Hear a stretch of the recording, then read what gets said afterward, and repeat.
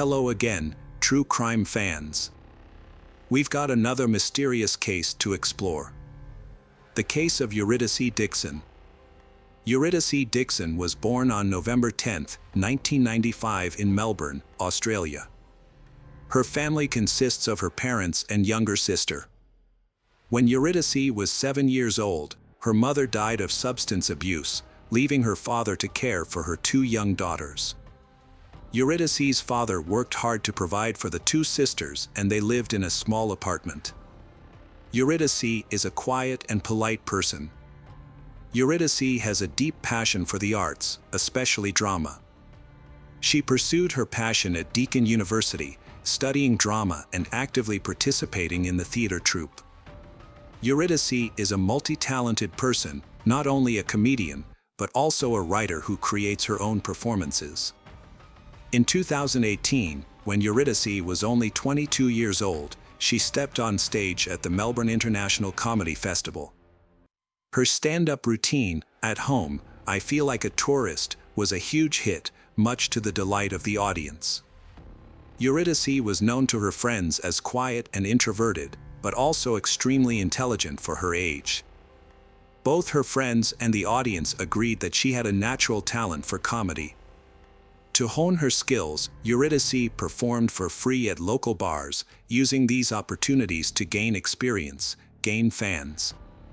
On Tuesday, June 12, 2018, Eurydice performed at a local bar just 3 miles from her home. That night, as usual, she humorously addressed gender equality and her concerns through her performance.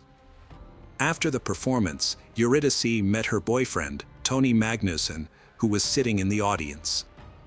They spent time together at the bar, drank a can of soda together, and stopped at a nearby supermarket to buy groceries. At around 10:40 p.m., Tony got on the tram to go home. Eurydice walked home alone, blowing Tony a kiss and waving goodbye. Eurydice's walk home was about 3 miles long, taking her through streets, a park, and 3 soccer fields. It usually took her about an hour to get home. And Eurydice, having walked this route at night many times before, she felt safe because the streets were well lit. However, as Eurydice entered Princess Park, darkness enveloped her. To shorten the distance, she put on shoes and socks and walked barefoot on the grass. She crossed the park and the soccer field, just a short distance from her house. At 12:02 a.m., Eurydice texted her boyfriend Tony on Facebook, "I'm almost home. Where are you?" At approximately 2:50 a.m. on June 13th, a passerby found Eurydice unconscious on the soccer field at Princess Park. Although the passerby attempted CPR after calling an ambulance and the police, it was unfortunately too late. Eurydice had been strangled and had passed away. Fortunately, the area around Princess Park had several surveillance cameras that had recorded Eurydice walking alone through the park earlier. In the video, a young man can be seen about 100 feet away from her. He has blonde hair, a scraggly beard, and appears overweight, short, and stocky. To aid in the investigation, the police released the surveillance footage to local television stations and asked the public to help identify the suspect. That evening, James Todd, 19, contacted the police after his friends reported seeing his face on the news in connection with the death of Eurydice Dixon. James strongly denied any involvement in the incident and insisted that the person in the surveillance video was not him. The police asked James to come to the police station for questioning. At the police station, James denied any involvement, answered 660 questions, and insisted that he had nothing to do with the case. James also agreed to provide a DNA sample.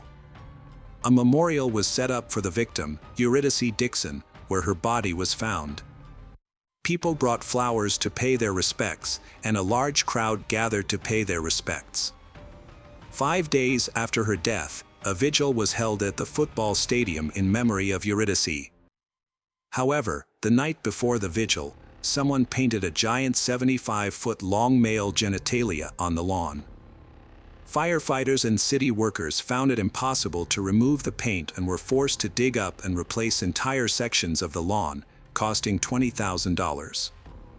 The person responsible for the vandalism was identified as Andrew Null, a 29-year-old men's rights activist and Scientologist. Andrew admitted that his motive was to incite anger among feminists. During a subsequent interview, police told James that DNA evidence from the crime scene was being analyzed. James' demeanor changed. He looked down and stated that no further testing was necessary. James Todd confessed that he had been at Princess Park on the night of the tragedy, taking full responsibility for the murder and assault of Eurydice Dixon that led to her tragic death. In November 2018, James Todd gave a detailed account of his actions on June 12. He began with university classes in Broadmeadows, a suburb of Melbourne, which ended at 3 p.m. He then met 3 friends at the train station. They bought alcohol and supplies and took the train to Melbourne. The group spent time in Batman Park, sharing a bottle of alcohol until it was gone. Around 8 p.m., James purchased more cider and cannabis from people in the area. After one friend left, James and the other 2 friends returned to the train station, bought another bottle of alcohol and Coca-Cola, and took the train back to Broadmeadows. They got off at different stations, with James being the first to get off the train at Newmarket Station around 9 p.m. James Todd left Newmarket Station at 9:30 and walked down the street. At 10:43, he saw Eurydice outside a supermarket with her boyfriend Tony. After stopping at McDonald's, James returned to the same spot and saw Eurydice. She blew a kiss goodbye to her boyfriend, then started walking home. James felt attracted to Eurydice, even though he did not know her. James decided to follow her, staying about 150 feet away for an hour, walking about 3 miles across the city. Whenever Eurydice slowed down, James would stop to smoke. A surveillance camera recorded them passing the University of Melbourne. About 45 minutes after James began following her. As she neared her home, Eurydice texted her boyfriend Tony to let him know she was coming home. She was walking through Prince's Park at this time.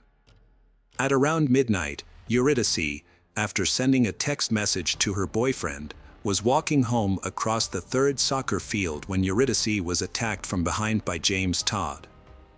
He grabbed her hair and skirt, pushed her to the ground, and then sat on her chest, grabbing her by the neck.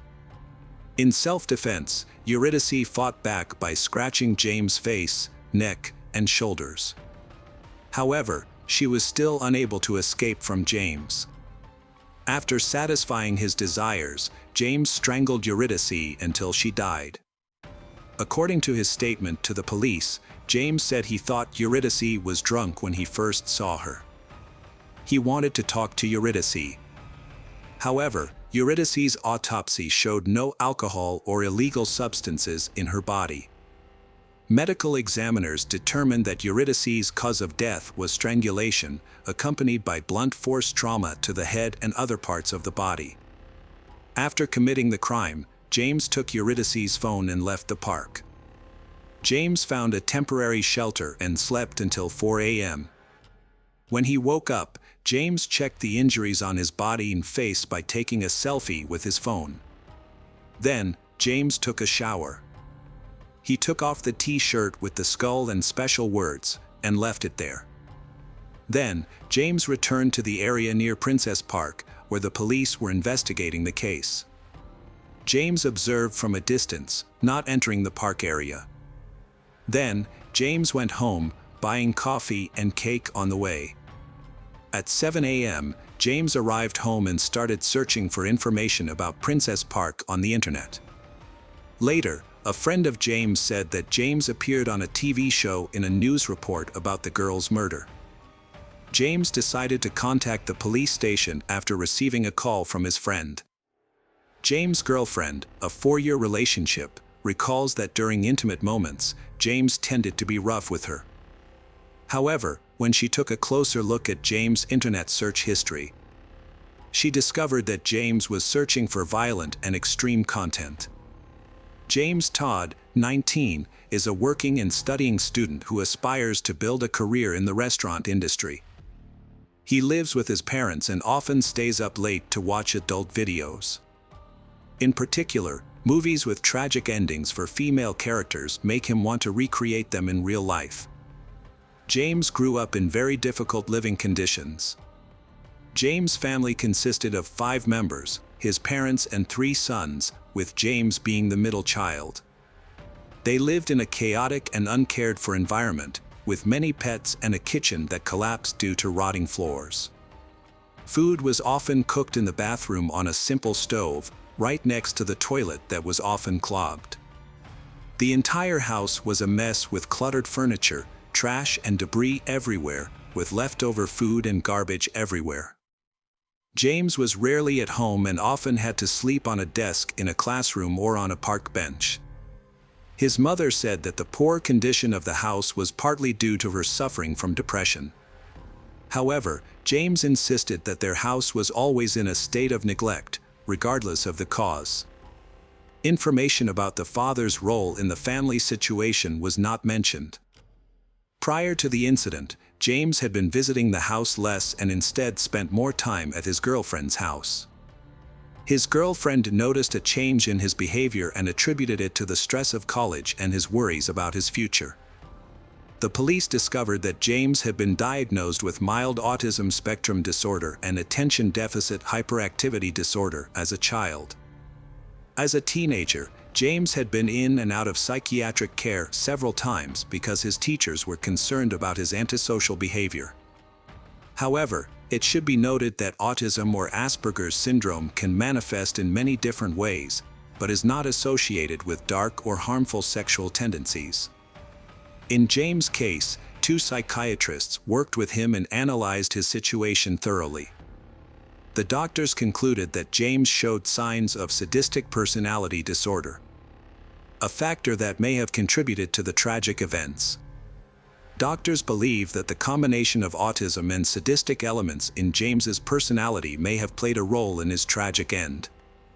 James' friends saw him as sociable, cheerful, and seemingly no different from other people. They noted that he was able to apologize, distinguish right from wrong, and behave rationally. The judge who heard the case concluded that James Todd intentionally killed Eurydice Dixon, motivated by perverse desires and the intention to act out his perverted fantasies. As a result, on September 2, 2019, James Todd was sentenced to life in prison with the possibility of parole after serving 35 years. James Todd's father, Jason Todd, took to social media to express his condolences to Eurydice Dixon's family. In it, Jason shared his pain and anxiety at not being able to see his son again after the incident. Jason also revealed that he had faced a lot of abuse and criticism on social media. However, Jason later deleted all of these posts. Meanwhile, James' legal team was trying to appeal James' life sentence. They argued that the sentence was too harsh for James, who was 19 at the time and had no previous criminal record. The lawyers also cited numerous testimonies from people around him who described James as a good and kind person. The lawyers also pointed out that James fully admitted his guilt and expressed remorse. They also pointed out that James was autistic and had lived in poor conditions before the crime. However, the appeal was ultimately rejected. Police investigating the case say James is now living in significantly better conditions than his previous home. James still feels remorse for his actions. James' time in prison was harder than other prisoners. Psychiatrists say James would pose a serious threat to women if released. Following the death of Eurydice Dixon, the bar where she last performed comedy decided to cancel its comedy nights on Tuesdays in her memory. To continue Eurydice's legacy, the Melbourne government has introduced grants to support emerging female comedians. Andrew, who desecrated the Eurydice Dixon Memorial, was convicted and sentenced to 5 months in prison.